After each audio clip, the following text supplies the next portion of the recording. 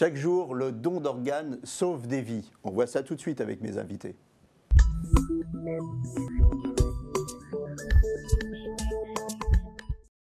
Alors avec moi sur le plateau, le professeur Didier Samuel, vous êtes gastro-entérologue et hépatologue à l'hôpital Paul Brousse de Villejuif. Vous êtes aussi auteur de La crise de foie n'existe pas. Camille Théron-Charles, vous êtes donneuse et vous êtes présidente de l'AMFE. L'AMFE, qu'est-ce que c'est? Association Maladie Foie Enfant. Voilà. Et Jean-Luc Guérin, vous êtes administrateur à France ADOT 95 et vous êtes greffé du foie. Et avec nous en duplex, on a Christiane Pellier. Christiane Pellier, vous êtes présidente de France ADOT 95. Alors on va commencer avec vous, Jean-Luc. Alors vous avez mené une vie de patachon, hein. Vous avez forcé sur les petits fours et pas que les petits fours, champagne aussi, et à 52 ans, ça se complique pour vous. Qu'est-ce qui vous arrive? La première alerte, ça a été en 2004. Bon, pas de panique à ce moment-là, je vais voir mon médecin traitant qui me conseille de passer une fibroscopie. À la fibroscopie, on découvre qu'il y a des varices ésophagiennes. Et donc, dans la lignée, on m'en ligature une. Bon, j'avais quelques saignements et ça se voyait donc par les selles, il faut appeler ça comme ça. Et de là, bon, un régime que, vu ma profession, j'ai pas réellement suivi. Qu'est-ce que vous faisiez? J'étais commercial et Et vous faisiez beaucoup de bouffe d'affaires. Je participais à beaucoup de cocktails d'affaires et plus tard, j'ai carrément changé mon fusil d'épaule et j'ai travaillé pour un alcoolier. Et là, c'était pas le champagne, c'était les whisky pure malt. Et donc, de fil en aiguille, cancer du foie et... C'est arrivé très progressivement, puisqu'en 2006, c'est là que la première grave alerte est arrivée, hémorragie interne, et je me suis retrouvé aux urgences de l'hôpital de Pontoise. Et là, c'est là qu'on m'a dit, le foie est très abîmé et il faut peut-être changer de mode de vie.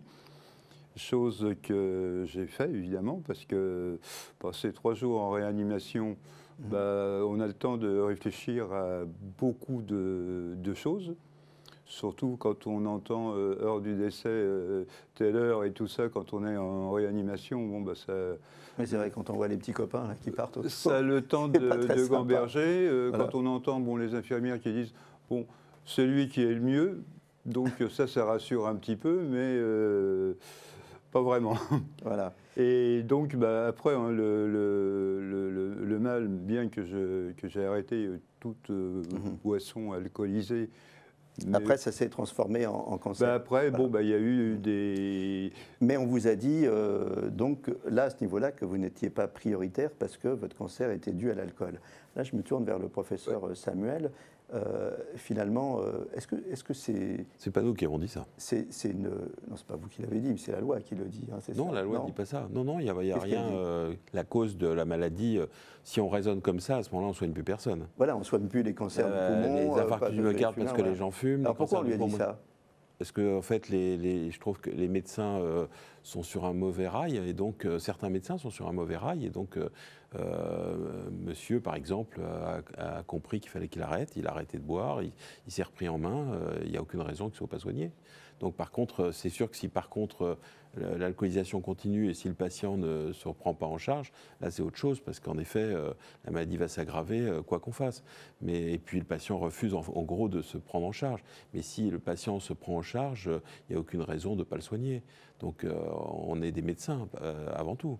Donc, vous n'êtes pas là pour juger les gens. Tout à fait. Les médecins, vous êtes là pour soigner. Je suis là pour soigner. Mais c'est bien de le rappeler. Et ça, c'est un point très important parce que souvent, l'alcool et la cirrhose due à l'alcool est quelque chose qui a été, je dirais, un peu mis en maladie honteuse. Ça ne doit pas être le cas. Les gens doivent être soignés s'ils se prennent en charge, comme un infarctus si on est fumeur, comme un cancer du poumon si on est fumeur. Voilà, on doit soigner les gens. Ça va bien aujourd'hui? Comment vous le vivez? Écoutez, très bien, puisque je suis rentré dans le monde associatif D'abord avec Transcepat qui est présent à l'hôpital Paul Brousse, et ensuite j'ai trouvé France Adot qui plus dans l'information et la sensibilisation que l'accompagnement comme Transcepat. Donc moi je viens de passer mes 7 ans de greffe récemment et je le vis très très très bien. Professeur Samuel, la greffe aujourd'hui, ça marche bien. Pas que la greffe du foie d'ailleurs, la greffe en général. Oui, la greffe d'organes, ça marche bien. On est limité par le nombre de greffons, hein, ça c'est clair. Mais en greffe du foie, on a des survies à 80% à 5 ans maintenant. Greffe du rein, la survie est excellente. La survie du greffon est parfois un peu limitée, aux alentours d'une vingtaine d'années. C'est un peu le problème de la greffe du rein. La greffe du cœur, il y en a beaucoup moins, hein, c'est seulement 400 par an, donc, mais c'est une greffe aussi qui marche. Et puis maintenant, la greffe du poumon, qui était pareil, et c'est vraiment, les résultats sont considérablement améliorés ces dernières années. Et même la greffe du pancréas, ça revient pour les diabétiques graves, notamment les jeunes qui ont des diabètes très graves. Quels sont les organes les plus greffés en France? C'est le rein ou c'est le rein en premier, le foie en deuxième. Et le foie en deuxième. Oui. Voilà. Le rein, il y en a 2 aussi. Il faut pas, chaque donneur donne 2 reins, donc c'est aussi pour ça qu'il y a plus. Le nombre de donneurs est le même quasiment. Oui, mais il y a le double d'organes. En fait, maintenant, puisque chaque donneur donne souvent rein et foie, mais il y a 2 reins. Ok.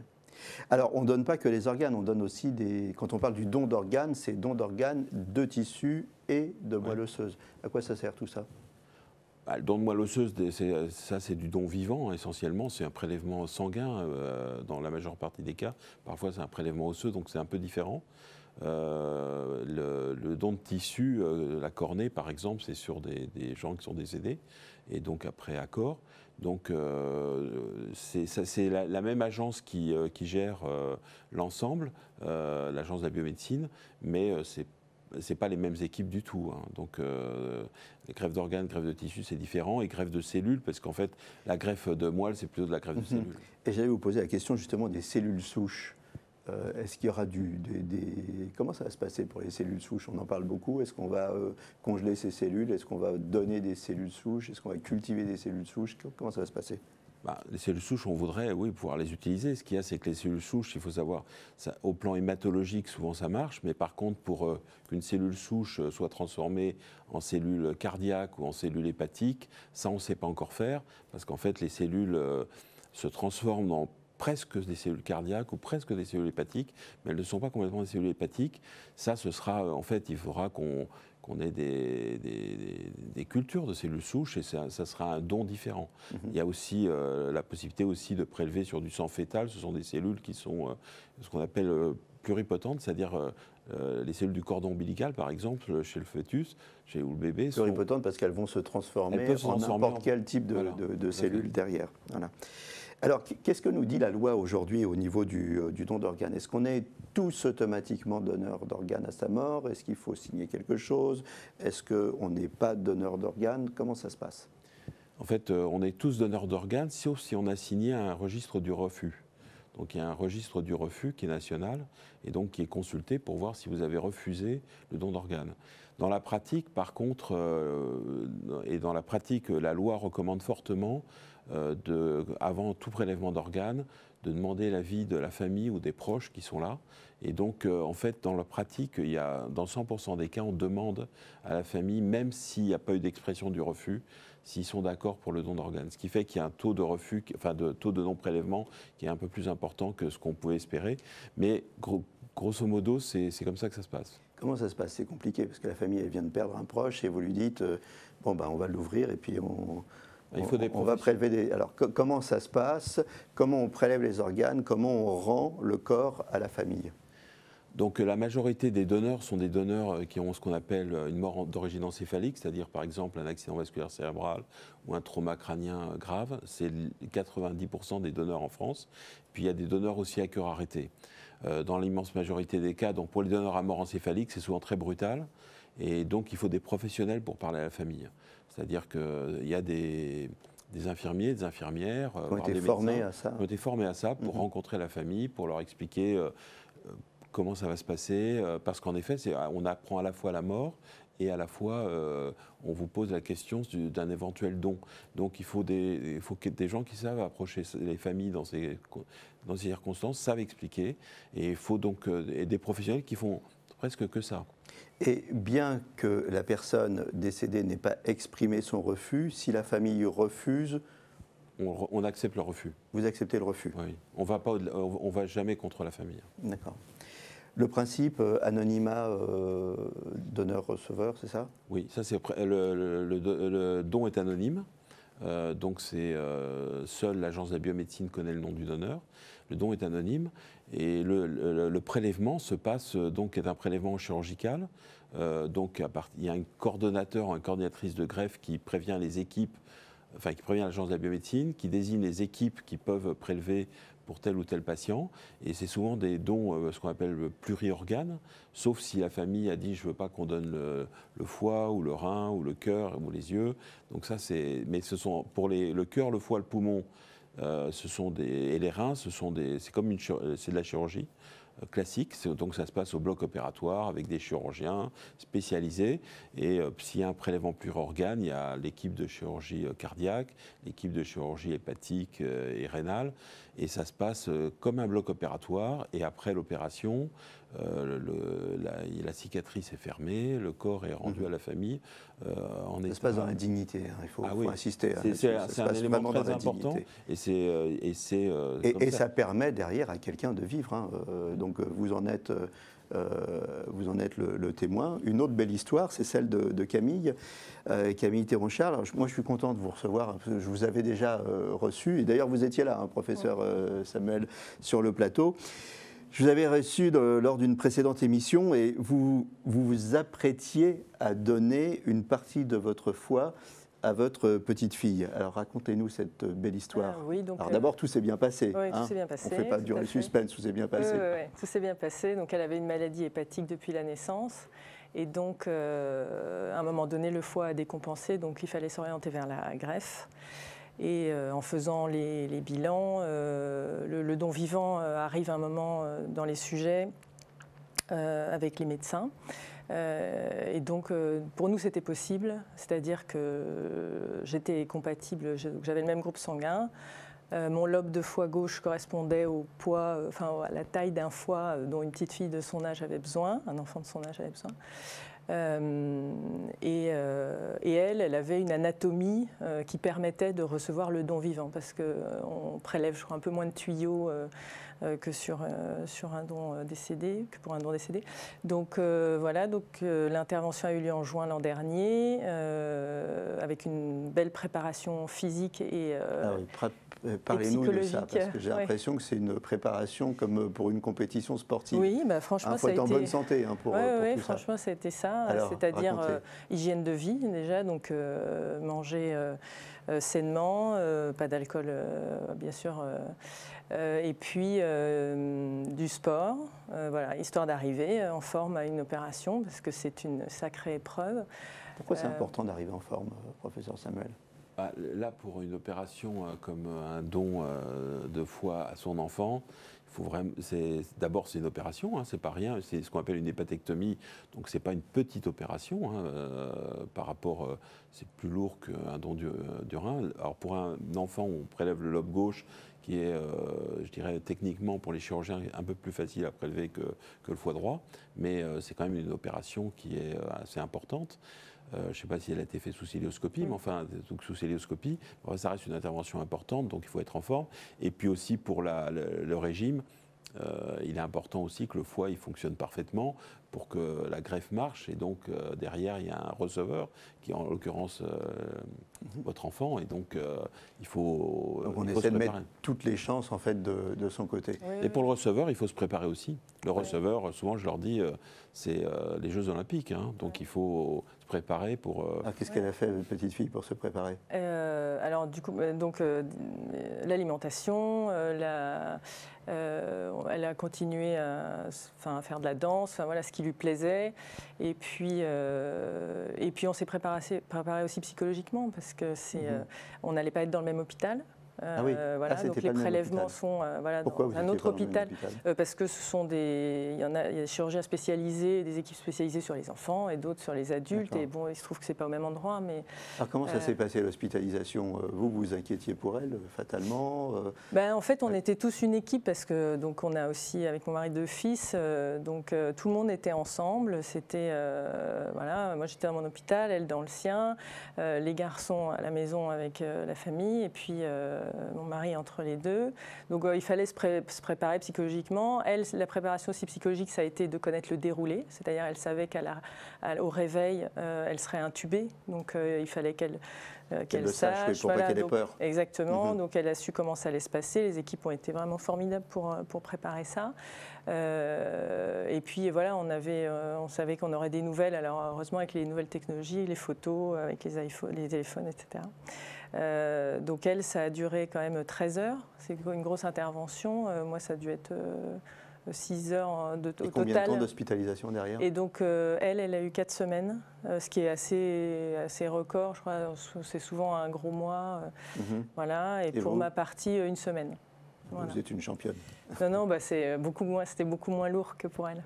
Vous aussi, c'est votre fille qui vous a donné un bout de foie? Ah non. Non. Non. Ma fille était... J'ai mal écrit mes fiches. Je suis à ça du licenciement. Non, mais c'est pas tout à fait inexact. Ah bon? Ma fille s'était proposée, ma seconde fille s'était proposée parce qu'elle était compatible. Moi déjà, parce que c'était ma fille, j'avais quelques réticences, disons. Et je reverrai toujours notre coordinatrice, je peux citer son nom, Madame Danet, qui est venue un jour me trouver en me disant « Monsieur Guérin, j'ai une bonne et une mauvaise nouvelle. La bonne nouvelle, c'est que votre fille est compatible. » Je dis bon, moi, pour moi, c'est pas la bonne nouvelle. Et la mauvaise, elle me dit la veine porte passe devant l'organe. Ah, et je dis donc risque hémorragique. Elle me dit oui, mais nous maîtrisons. Je dis non, mais là vous n'avez pas voulu prendre de risque pour votre fille. Déjà, j'étais pas favorable au départ, et donc vous avez refusé. J'ai refusé. Voilà. Après l'opération, on prend des médicaments, non? Anti-rejet, ça c'est quoi? C'est à vie? Comment ça se passe? Il y a un traitement pour toute greffe d'organes est spontanément rejetée si on ne donne pas un traitement immunosuppresseur. Donc maintenant, les traitements immunosuppresseurs sont beaucoup allégés. Mais selon le type de greffe, il est plus ou moins important. En greffe de foie, les traitements anti-rejet sont pas, sur le long terme, sont pas très lourds. Mais c'est un traitement à prendre tout le temps. Et puis surtout pour un enfant, il faut arriver à qu'ils comprennent aussi que c'est important. Parce que quand les enfants sont des enfants, les parents sont là. Mais quand ils deviennent ados, c'est là où on voit la période d'adolescence est parfois difficile et donc c'est une période qui est à risque et qu'on connaît comme étant à risque où les enfants ou les adolescents ont du mal à comprendre l'importance du traitement et il faut faire beaucoup de pédagogie. Et pour le donneur, vous prenez des... Rien du tout. Vous avez repris une vie complètement normale. C'est bien. Elle va bien aujourd'hui alors? Elle va très bien, oui, en pleine forme. Super, vie totalement normale à part les médicaments. Donc il y a les médicaments, il y a encore un suivi assez rapproché, mais voilà, elle va à l'école, elle fait du sport. Donc c'est super. C'est super. C'est une belle histoire. Hein. C'est 2 belles histoires. Ah oui, 2 belles histoires. C'est sympa. Et ça montre vraiment que c'est important le don d'organes parce que ces belles histoires, si vous n'aviez pas donné un bout de votre foie et si vous n'aviez pas trouvé un donneur, en clair, vous ne seriez pas là aujourd'hui. Tout à fait. Bon, voilà. Alors, vous ne seriez pas là, mais vous savez qui est avec nous aujourd'hui en duplex, c'est Christiane Pellier. Alors, Christiane Pellier, vous m'entendez, Christiane? Est-ce que vous êtes avec moi? Alors, vous m'entendez? Voilà, vous êtes présidente de la FFDOT 95, hein, c'est ça? C'est quoi la FFDOT? Alors, c'est la fédération pour les dons d'organes. Voilà, c'est la fédération, je vous aide, c'est la Fédération française du don d'organes et de tissus. Et alors, quelle est votre action aujourd'hui? Alors, l'action de l'association, principalement, c'est de sensibiliser le public aux dons d'organes et aussi dédramatiser la situation que les personnes peuvent rencontrer lors d'un décès. On a beaucoup de questions à ce sujet-là, hein, parce que vous disiez tout à l'heure, tout le monde est présumé donneur d'organes. Et la première question que vient nous présenter la personne, c'est on est tous présumés donneurs d'organes, donc en définitive, on n'a pas le choix de ce qui va se passer à notre mort. Oui, alors que vous avez entendu quand même le professeur Samuel qui disait on prend en compte la demande des familles. Hein. Voilà. Donc, donc en fait, il y a un travail d'information à faire, hein, c'est ce que vous nous dites, de sensibilisation, d'information auprès des gens, c'est ce que vous faites à l'association. C'est ce qu'on essaye de le faire le mieux possible, effectivement, en participant à diverses interventions comme les forums, dans les lycées aussi, pour pouvoir sensibiliser nos adolescents. C'est compliqué pour les adolescents, le sujet de la mort, du don d'organes, tout ça, c'est compliqué de les sensibiliser? Les sensibiliser, bon, il y a des formes d'information qui peuvent être plus ou moins ludiques. Nous essayons, bon, mais justement avec M. Jean-Luc Guérin, lors des interventions dans les lycées, de leur présenter un petit film de 15 minutes bon, qui leur démontre entre l'accident d'un adolescent et puis la prise en compte de la famille du prélèvement d'organes. Donc c'est un film qui va sensibiliser les adolescents. Alors on a plusieurs réactions. On a des adolescents qui vont se mettre à rire en se disant mais bon c'est qu'un film, c'est de la fiction.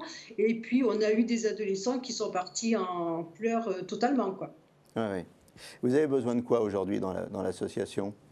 Manquer de bénévoles, alors, je crois. On a besoin de bénévoles déjà au départ, parce que l'association du 95, nous sommes peu de membres qui peuvent intervenir justement sur les forums et sur les lycées, donc c'est la grande difficulté, parce qu'on est obligé de se motiver un maximum, donc ça c'est la première des choses. Et puis, on a beaucoup de contacts à reprendre malencontreusement suite à la Covid, hein, où l'année 2020 a été une année, comme pour tout le monde, de stand-by. Une année compliquée. Professeur Samuel, est-ce qu'un jour on pourra cultiver des organes? Je ne vais pas répondre oui, mais c'est un rêve, mais on en est très très loin. On est très très loin. Je le verrai probablement pas. Oh bah, gardez espoir quand même. Et vous, à l'association Camille, vous, qu'est-ce que vous faites? Donc nous, on a plusieurs missions. Le soutien aux familles qui sont touchées par des maladies hépatiques sur les enfants. Le dépistage, donc les selles pâles, une urgence médale. Ah ça c'est important, on s'arrête là-dessus. Hein. Les selles pâles. Oui, qu'est-ce que c'est les selles pâles? Donc les nourrissons qui ont des selles pâles dans les 30 jours. Donc des selles jaunes claires. Hein, jaune clair, mastic, vert très pâle. La viruline ne passe pas, le pigment jaune ne passe pas dans les selles. Voilà, et donc là, selles pâles, urgence hépatique. Celle décolorée, oui. Ouais. Celle décolorée. Chez les nourrissons. Hein. Chez les nourrissons, ouais. Donc ça c'est un pan important. On finance aussi des projets de recherche et on fait aussi du lobbying pour le don d'organes. Et à ce titre, si on donne quelques chiffres quand même, il y a 30% de refus en France. Et dont 51% en région parisienne, par rapport à l'Espagne qui est sur le même système que nous et qui est à 15% de refus. Même système avec, je veux dire, registre du refus, etc. Bien sûr. Et moi, je voulais dire un mot parce que sur ce sujet, donc vu mon histoire, avec des amis, on a abordé le don d'organes, ce sujet-là. Bien sûr, mes amis disent je suis absolument pour, etc. J'ai dit c'est très bien, écris-le. Et aussi, réfléchis à tes enfants. Si malheureusement il leur arrive quelque chose, il vaut mieux réfléchir là maintenant, alors qu'il n'y a pas d'urgence. Quand on n'est pas concerné, à froid, c'est ça? À froid, réfléchis avec père, mère, voilà, les responsables légaux, pour que s'il arrive quelque chose, la décision, en fait, il y a eu un bout du chemin, en tout cas, de la réflexion qui a été faite. Donc c'est une discussion en fait qu'on devrait avoir en famille, tous, un jour comme ça, c'est pas très gai, mais dire voilà, si les uns et les autres, il nous arrive quelque chose, sachez que moi, par exemple, je suis pour. Hein, c'est ça, on doit avoir cette discussion en famille. Oui. Ah ben c'est important parce que si on l'exprime devant sa famille, alors bon, parfois la famille translate à sa façon, mais c'est déjà un pas. Donc si je dis à ma femme, mes enfants, si jamais il m'arrive et que je suis potentiellement donneur, je veux être donneur, c'est clair. Oui, et ce que dit Camille, c'est important aussi, c'est d'envisager tous les cas de figure. C'est-à-dire pas simplement le plus vieux ou le père ou la mère qui dit à ses enfants « s'il m'arrive quelque chose, je suis donneur », mais envisager la situation de la perte d'un enfant. Et qu'est-ce qu'on fait de ces organes. Et en discutant, je trouve que ça permet pour celui qui a pris la décision de donner ses arguments, entre guillemets, enfin pourquoi il a pris cette décision. Et c'est vrai qu'on peut sauver a priori 7 ou 8 vies en fait. On a 2 reins, le foie, le lobe gauche peut être prélevé pour un enfant, le lobe droit pour un adulte. Il y a les poumons, il y a le cœur, on peut sauver beaucoup de vies. C'est vrai qu'on est tous des gisements. Il faut en parler en famille, c'est quelque chose d'important. Le don d'organes sauve des vies. Je vous remercie d'être passé sur le plateau et de nous avoir raconté vos belles histoires aujourd'hui. Merci, professeur Didier Samuel. Je rappelle que vous êtes auteur de La crise de foie n'existe pas. Merci Jean-Luc Guérin, vous êtes administrateur de France Adot. Merci aussi à votre présidente qui était en duplex, et merci Camille. Et moi je suis très content de voir que tout s'est bien passé pour vous. Voilà, vous êtes formidable. Je vous dis à très bientôt pour un nouveau numéro de Capital Santé. D'ici là, portez-vous bien. Merci. Merci.